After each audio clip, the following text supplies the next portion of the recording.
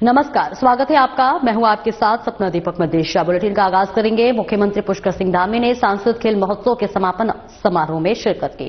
इस बीच आपको बता दें कि कार्यक्रम में सांसद माला राज्य, लक्ष्मी और नरेश बंसल भी मौजूद हैं। तो आइए अब आपको सीधे लिए चलते हैं ओल्ड मल्टीपर्पज हॉल देहरादून, जहां सीएम पुष्कर सिंह धामी कार्यक्रम में उपस्थित खिलाड़ियों और अतिथियों को संबोधित कर रहे हैं।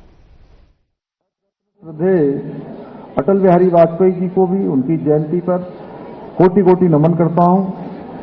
और आज का ये अवसर केवल एक तिथि नहीं है, बल्कि राष्ट्र निर्माण, सुशासन और लोकतांत्रिक मूल्यों को आज नमन करने का भी दिवस है।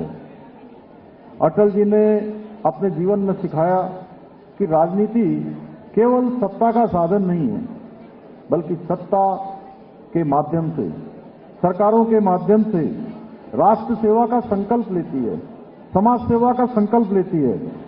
और उत्तराखंड राज्य निर्माण से लेकर देश को नई दिशा देने तक, भारत को परमाणु शक्ति संपन्न राष्ट्र बनाने तक उन्होंने हमेशा, चाहे देश के वैज्ञानिक हों, देश के शोधार्थी हों, खिलाड़ी हों, युवा हों, सभी प्रतिभाओं को आगे बढ़ाने का सपना देखा। और आज खेलों के माध्यम से सशक्त, आत्मविश्वासी, अनुशासित युवा उभर कर भारत को आज आगे ले जाने का काम कर रहे हैं। वो सच में अटल जी के विचारों को सच्ची श्रद्धांजलि है। आज के इस अवसर पर मैं आदरणीय प्रधानमंत्री श्री नरेंद्र मोदी जी का भी हृदय से आभार व्यक्त करता हूं, जो उन्होंने अभी समस्त देशवासियों को संबोधित करते हुए, सभी खिलाड़ियों को संबोधित करते हुए समापन अवसर पर हम सभी खिलाड़ियों का मार्गदर्शन भी किया, उत्साहवर्धन भी किया। और अनेक अनेक जो खिलाड़ी आज जो बहुत शानदार काम कर रहे हैं, उन सभी प्रतिभाओं को उनसे बात करके उनके मनोबल को बढ़ाने का काम भी किया। आदरणीय प्रधानमंत्री जी का संबोधन हम सभी के लिए प्रेरणा का स्रोत होगा और देश के युवाओं में खेलों के प्रति उनके अंदर एक नई ऊर्जा का, नई उत्साह का संचार करेगा। साथियों, आदरणीय प्रधानमंत्री जी की प्रेरणा से प्रारंभ हुआ सांसद खेल महोत्सव ये केवल एक आयोजन नहीं है, बल्कि मैंने देखा है स्वयं, मैं सांसद खेल महोत्सव के कार्यक्रमों में मैंने भाग लिया और मैंने देखा कि उनके अंदर एक नया उत्साह, नई उमंग, आगे बढ़ने की प्रेरणा और खेल प्रतिभाओं को पहचान देने का भी एक सशक्त माध्यम बन चुका है। और इस महोत्सव ने प्रदेश के युवाओं को एक ऐसा मंच दिया जिसमें जिला, राज्य और राष्ट्रीय स्तर तक खिलाड़ी अपनी पहचान बना सकें, वो आगे बढ़ सकें।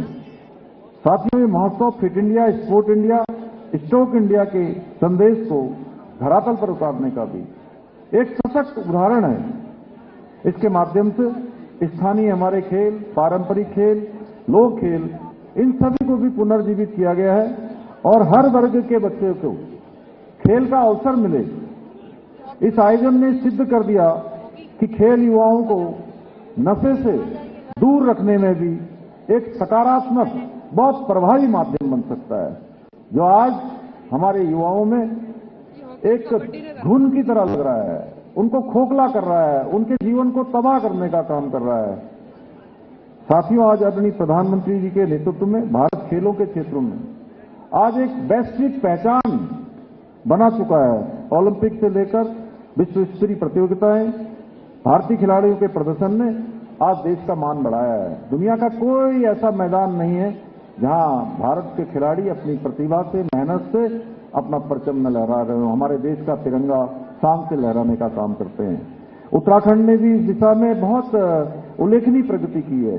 इसी वर्ष हमने हमारे यहाँ 38वें राष्ट्रीय खेलों का आयोजन हुआ, जिसमें हमारे राज्य के खिलाड़ियों ने एक शानदार खेलों में अपनी उपलब्धि दर्ज कराकर एक इतिहास बनाने का काम किया। 103 पदक जीतकर एक नया स्वर्णिम अध्याय उन्होंने जोड़ा है। ये हम सभी के लिए बड़े हर्ष का विषय है कि अब देवभूमि के साथ साथ हमारा राज्य खेल भूमि के रूप में भी अपनी पहचान बनाने लगा है। आज स्पोर्ट्स के मामले में स्पोर्ट्स इंफ्रास्ट्रक्चर हमारा देश के प्रमुख राज्यों में गिना जाने लगा है।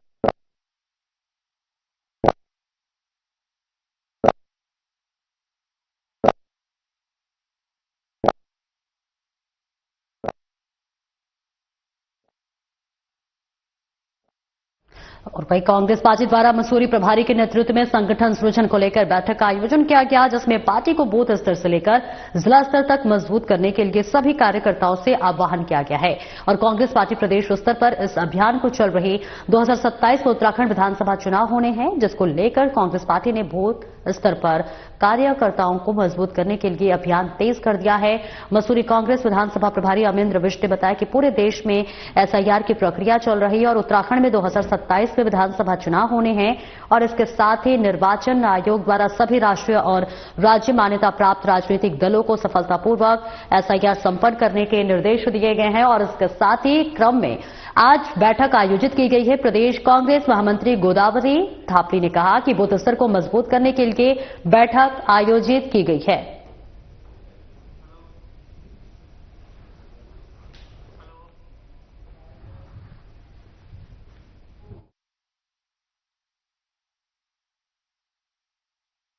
बहुत आभार व्यक्त करता हूं और आप लोगों ने समय निकालकर हमारा पक्ष जानना चाहा। वर्तमान में पार्टी संगठन सृजन की दिशा में आगे बढ़ रही है, क्योंकि पूरा राज्य चुनावी मोड में है और पूरे देश में अलग अलग राज्यों में एसआईआर की प्रक्रिया गतिमान है।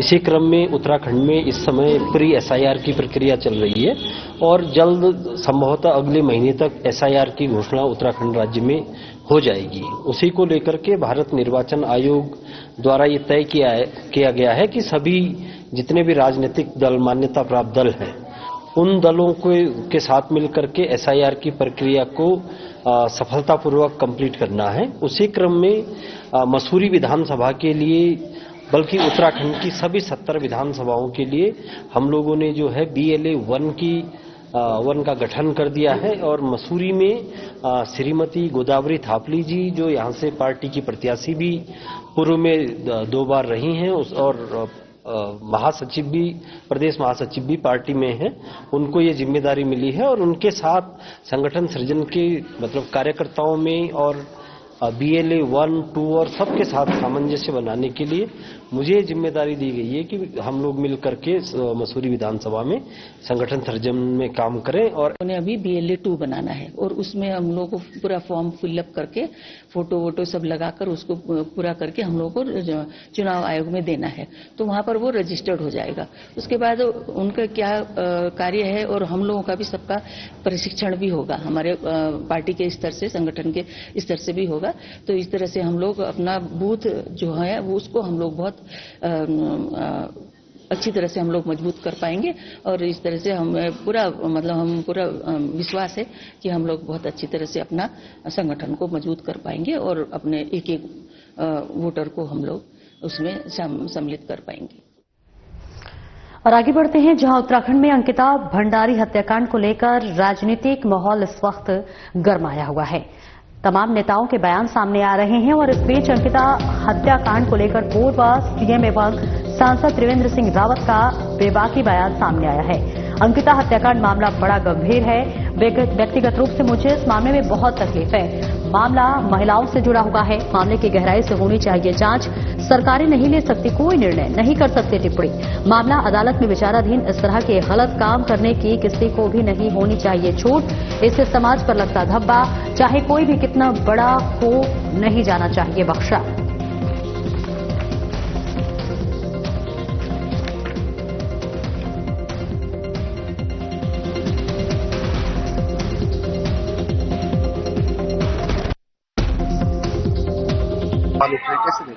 अब ये बड़ा गंभीर सवाल है, क्योंकि महिलाओं से जुड़ा हुआ है, जो हमारे 50% हमारा समाज है।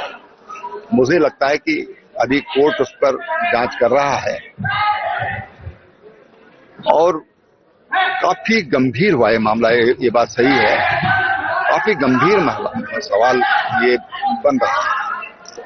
तो निश्चित रूप से इसमें बहुत गहराई तक जाने की जरूरत है और मुझे पूरा विश्वास है कि क्योंकि अभी कोर्ट के विचाराधीन है, तो इसमें सरकारें कोई निर्णय नहीं ले सकती हैं। कोई भी कोई निर्णय नहीं ले सकता, टिप्पणी भी नहीं कर सकता है, सब जुडिस से मामला। लेकिन मामला काफी गंभीर है। इस तरह का काम करने की, इस तरह के गलत काम करने की किसी को भी छूट नहीं होनी चाहिए। कोई भी हो, मेरा बच्चा हो, मेरा भाई हो, किसी को भी छूट नहीं होनी चाहिए। समाज की छवि खराब करने का काम ये नहीं होना चाहिए, इससे समाज पर धब्बा लगता है। तो ये मैं इसको व्यक्तिगत रूप से मेरे को बहुत तकलीफ इसको इस सारे विषय को लेकर के।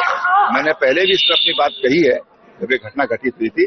आज भी मैं कहता हूं कि बहुत गंभीर मसला है और इस पर कोई भी दोषी है उसको बख्शा नहीं जाना चाहिए, कोई भी हो, चाहे कितना बड़ा हो। और आगे बढ़ेंगे जहां ऋषिकेश से खबर आ रही है, एसडीएम योगेश मेहरा की बड़ी कार्रवाई देखने को मिली है। जहां आपको बताते चले, जहां उनका बड़ा एक्शन देखने को मिला है। आश्रम की संपत्ति को कुर्क करने के आदेश दिए गए हैं। राष्ट्रभक्ति आश्रम हरिपुर कला में था। आपसी विवाद संपत्ति को लेकर चल रहा था विवाद। एसडीएम योगेश मेहरा के न्यायालय में हुई सुनवाई। महाचैतन्य सरस्वती के साथ नटराज चौक पर हुई मारपीट का लिया संज्ञान। कानून व्यवस्था को कायम रखने के लिए आश्रम की संपत्ति को कुर्क करने के लिए आदेश। तहसीलदार ऋषिकेश को रिसीवर किया नियुक्त। विवाद का समाधान न होने तक आश्रम की संपत्ति का रहेगी कुर्क।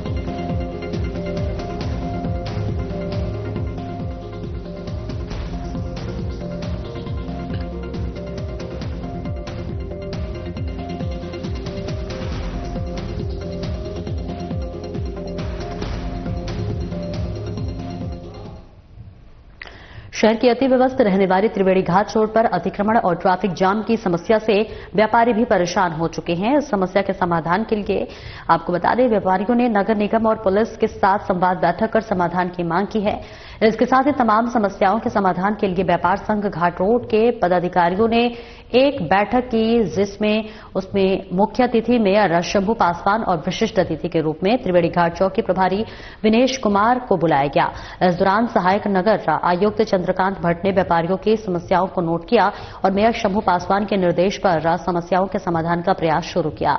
व्यापार सभा घाट रोड के अध्यक्ष पवन शर्मा ने बताया कि बैठक में मुख्य रूप से नाली के आगे हुए अतिक्रमण को हटाने, चलती फिरती ठेलियों की व्यवस्था को खत्म करने, गंगा आरती खत्म होने के आधे घंटे बाद पार्किंग से वाहनों को हाईवे की ओर छोड़े जाने की मांग प्रमुखता से अधिकारियों के सामने रखी गई है। इसके अलावा घाट रोड की सुरक्षा के लिए सीसीटीवी कैमरे लगाने और पोस्ट ऑफिस के पास सार्वजनिक शौचालय की मरम्मत करने की मांग दोहराई गई।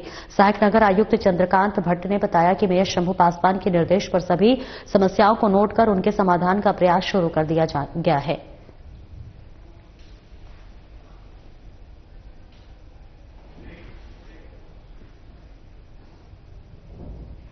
और एक छोटे से ब्रेक के लिए रुकेंगे, जल्द लौटते हैं।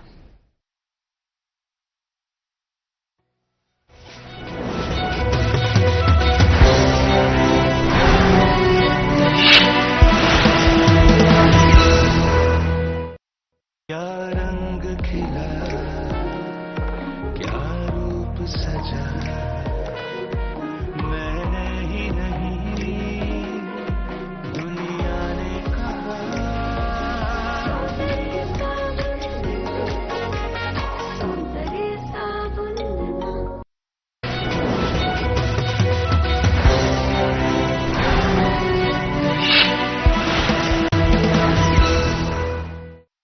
और ब्रेक के बाद एक बार फिर से स्वागत है आपका। खबरों में आगे बढ़ेंगे। आज क्रिसमस और नववर्ष के जश्न को देखते हुए मुनिकेरेती पुलिस पूरी तरह से अलर्ट मोड पर है। एसएसपी आयुष अग्रवाल के विदेशों पर क्षेत्र में सुरक्षा व्यवस्था चाक चौबंद कर दी गई है। आज सीओ सुरेंद्र सिंह भंडारी की अध्यक्षता में होटल कैंप संचालकों और सीएलजी सदस्यों के साथ एक बैठक हुई। बैठक में पुलिस ने स्पष्ट किया कि पर्यटन सीजन के दौरान शांति व्यवस्था भंग करने वालों के खिलाफ सख्त कानूनी कार्रवाई की जाएगी। सभी कैंप और होटलों और न्यायालय के आदेशों का पालन करते हुए म्यूजिक सिस्टम का प्रयोग करना होगा।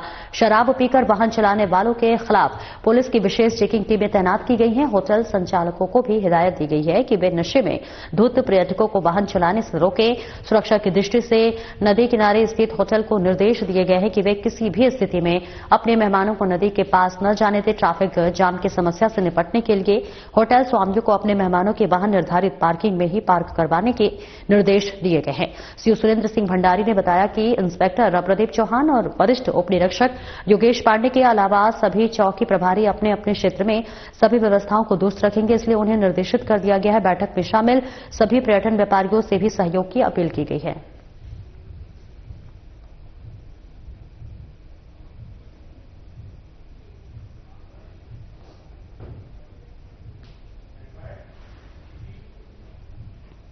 अंकिता भंडारी हत्याकांड को लेकर एक बार फिर से सियासत गर्मा गई है।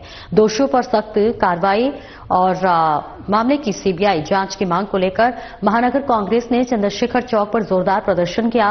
इस दौरान कांग्रेस कार्यकर्ताओं ने नारेबाजी करते हुए न्याय की मांग की और मामले में सामने आए गट्टू नामक व्यक्ति की तत्काल गिरफ्तारी की मांग उठाई। वहीं महानगर कांग्रेस अध्यक्ष एडवोकेट चौधरी राजेंद्र सिंह ने बीजेपी पर गंभीर आरोप लगाए।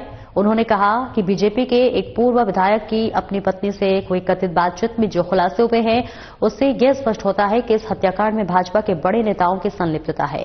उन्होंने कहा कि मामले की सीबीआई जांच अनिवार्य है जिससे कि सच्चाई जनता के सामने आ सके और असली दोषियों को जेल भेजा जा सके। उन्होंने मांग की कि अंकिता भंडारी हत्याकांड की सीबीआई जांच के साथ साथ मामले को फास्ट ट्रैक कोर्ट में चलाया जाए ताकि पीड़िता को जल्द न्याय मिल सके। कांग्रेस ने साफ शब्दों में कहा है कि जब तक अंकिता को न्याय नहीं मिलेगा तब तक उनका संघर्ष जारी रहेगा।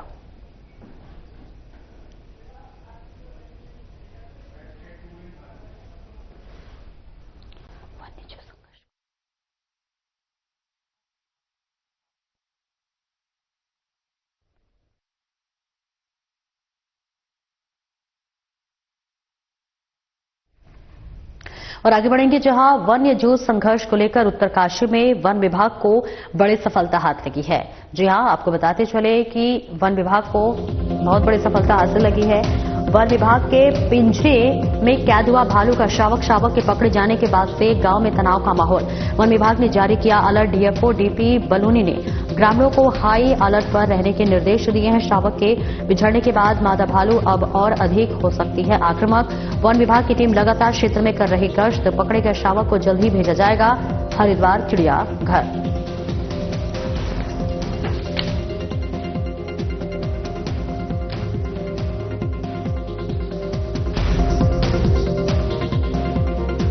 स्थिरता को देखते हुए यहाँ पे हमारा स्टाफ गश्त तो कर ही रहा था प्रॉपर, बट उसमें एक फीमेल और उसके 2 बच्चों का जैसे बार बार हो रहा था कि वो अक्सर वो गांव के आसपास आ रही थी। उसके पहले भी कुछ वीडियो जो लोगों के कैमरे लगे थे उस पर आए थे, तो उसी के अकॉर्डिंग वहाँ पे ये हमने पिंजरा लगाया था और पिंजरा लगाया करीबन हफ्ता भर हो गया था। हफ्ता भर से तो ऐसा कोई हमने उसमें वहाँ पे जैसे कैमरा ट्रैप भी लगाए थे, उसकी पैड भी बनाई थी, बट पिछले 4-5 दिनों में तो ऐसा लग रहा था कि शायद अब नहीं आ रहा है। बट कल शाम को ये तीनों मतलब फीमेल उसके जो दोनों बच्चे थे वो उसमें आए पिंजरे में। पिंजरे के अंदर भी तीनों गए, बट चांस की बात है उसमें 2 बाहर निकल गए थे। एक जो है ये करीबन 6 महीने के आसपास का जो उसका एक बच्चा है वो। और आगे बढ़ेंगे जहां आपको बता दें मुख्यमंत्री के निर्देशों के क्रम में जन जन की सरकार जन जन के द्वार अभियान के तहत रुड़की के इमलीखेड़ा स्थित प्राथमिक विद्यालय मेहबड़ खुर्द में विशाल बहुउद्देशीय शिविर का आयोजन किया गया। जिलाधिकारी मयूर दीक्षित की अध्यक्षता में आयोजित इस शिविर में बड़ी संख्या में क्षेत्रीय ग्रामीण उमड़े। शिविर के दौरान विभिन्न सरकारी विभागों ने अपनी योजनाओं के स्टॉल लगाए। शिविर में लगभग 962 लोगों ने अपनी उपस्थिति दर्ज कराई। इस दौरान अलग अलग विभागों द्वारा मौके पर ही लोगों को आवश्यक प्रमाण पत्र निर्गत किए गए। शिविर में क्षेत्रवासियों द्वारा कुल 44 शिकायतें दर्ज कराई गई, जिनमें मुख्य रूप से भूमि विवाद, अतिक्रमण, जलभराव की समस्या, प्रधानमंत्री मुख्यमंत्री आवास की मांग जैसी समस्याएं शामिल थी। इनमें से 16 समस्याओं का निस्तारण जिलाधिकारी ने मौके पर ही कर दिया, जबकि शेष शिकायतों को समयबद्ध और त्वरित समाधान के लिए संबंधित विभागों को प्रेषित कर दिया गया। जिलाधिकारी ने बताया कि मुख्यमंत्री के निर्देशन में इन शिविरों का मुख्य उद्देश्य सरकार की योजनाओं को सीधे जनता की दहलीज तक पहुंचाना है। हमारा प्रयास है कि ग्रामीणों को अपनी छोटी छोटी समस्याओं के लिए कार्यालयों के चक्कर न काटने पड़े और इन्हें मौके पर ही न्याय मिले।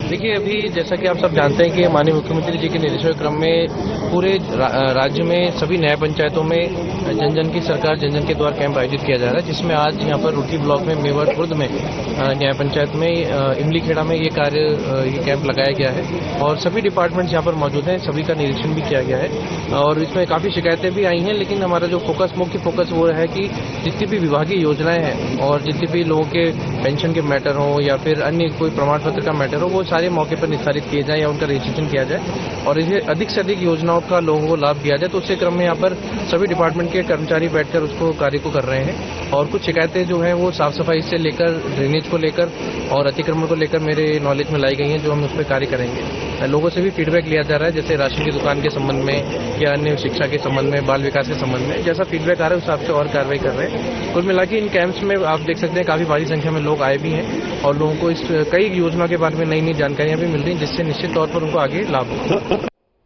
आज क्रिसमस और नववर्ष के जश्न को देखते हुए मुनिकीरेती पुलिस पूरी तरह से अलर्ट मोड पर है। एसएसपी आयुष अग्रवाल के निर्देशों पर क्षेत्र में सुरक्षा व्यवस्था की चाकचौबंद व्यवस्था की गई है। आज सीओ सुरेंद्र सिंह भंडारी की अध्यक्षता में होटल कैंप संचालकों और सीएलजी सदस्यों के साथ एक बैठक हुई। बैठक में पुलिस ने स्पष्ट किया कि पर्यटन सीजन के दौरान शांति व्यवस्था भंग करने वालों के खिलाफ सख्त कानूनी कार्रवाई की जाएगी। सभी कैंप और होटलों को न्यायालय के आदेशों का पालन करते हुए ही म्यूजिक सिस्टम का प्रयोग करना होगा। शराब पीकर वाहन चलाने वालों के खिलाफ पुलिस की विशेष चेकिंग टीमें तैनात की गई हैं। होटल संचालकों को भी हिदायत दी गई है कि वे नशे में धुत पर्यटकों को वाहन चलाने से रोके। सुरक्षा की दृष्टि से नदी किनारे स्थित होटलों को निर्देश दिए गए हैं कि वे किसी भी स्थिति में अपने मेहमानों को नदी के पास न आने दें। ट्रैफिक जाम की समस्या से निपटने के लिए होटल स्वामियों को अपने मेहमानों के वाहन निर्धारित पार्किंग में ही पार्क करवाने के निर्देश दिए गए हैं। सीओ सुरेंद्र सिंह भंडारी ने बताया कि इंस्पेक्टर प्रदीप चौहान और वरिष्ठ उप निरीक्षक योगेश पांडे के अलावा सभी चौकी प्रभारी अपने अपने क्षेत्र में सभी व्यवस्थाओं को दुरुस्त रखेंगे, इसलिए उन्हें निर्देशित कर दिया गया है कि बैठक में शामिल सभी पर्यटन व्यापारियों से भी सहयोग की अपील की गई है।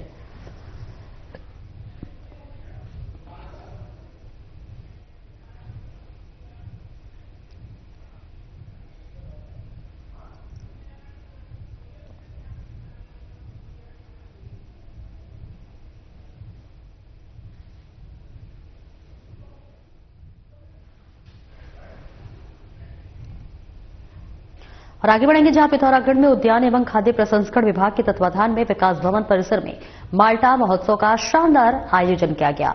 इस महोत्सव का मुख्य उद्देश्य स्थानीय स्तर पर उत्पादित माल्टा और अन्य सिट्रस फलों को बढ़ावा देना और काश्तकारों को एक बेहतर मंच उपलब्ध कराना रहा। महोत्सव में जिले के विभिन्न विकासखंडों से आए काश्तकारों और स्वयं सहायता समूहों ने उत्साहपूर्वक प्रतिभाग किया। प्रदर्शनी में न केवल ताजे माल्टा और नींबू प्रजाति के फलों के स्टॉल लगाए गए, बल्कि उनसे तैयार मूल्य सर्वाधिक उत्पादों ने भी लोगों का ध्यान खींचा। इस दौरान विभागों के अधिकारियों ने काश्तकारों से संवाद किया और उन्हें आधुनिक खाद्य प्रसंस्करण की बारीकियों के बारे में जानकारी दी। महोत्सव में आए विशेषज्ञों ने बताया कि माल्टा का सही तरीके से प्रसंस्करण कर काश्तकार अपनी आय को दोगुना कर सकते हैं। स्थानीय स्वयं सहायता समूहों की महिलाओं ने इस आयोजन को अपनी आर्थिकी के लिए एक बेहतर अवसर बताया। महोत्सव में भारी संख्या में पहुंचे लोगों ने पहाड़ी माल्टा के उत्पादों का स्वाद चखा और खरीदारी भी की।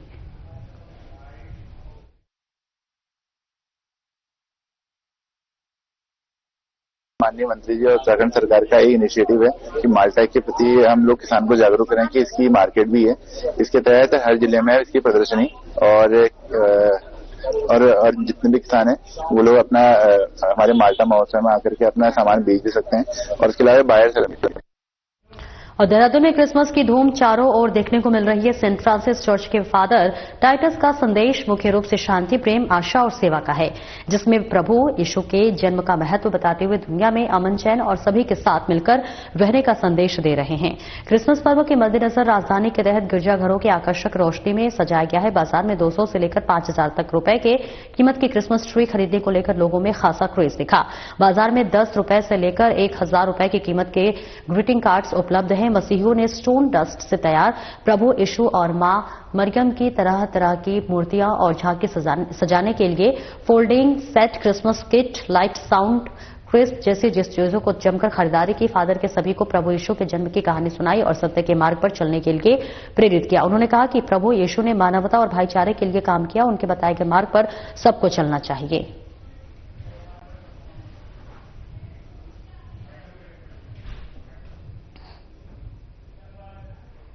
फिलहाल इस बुलेटिन में इतना ही। नमस्कार।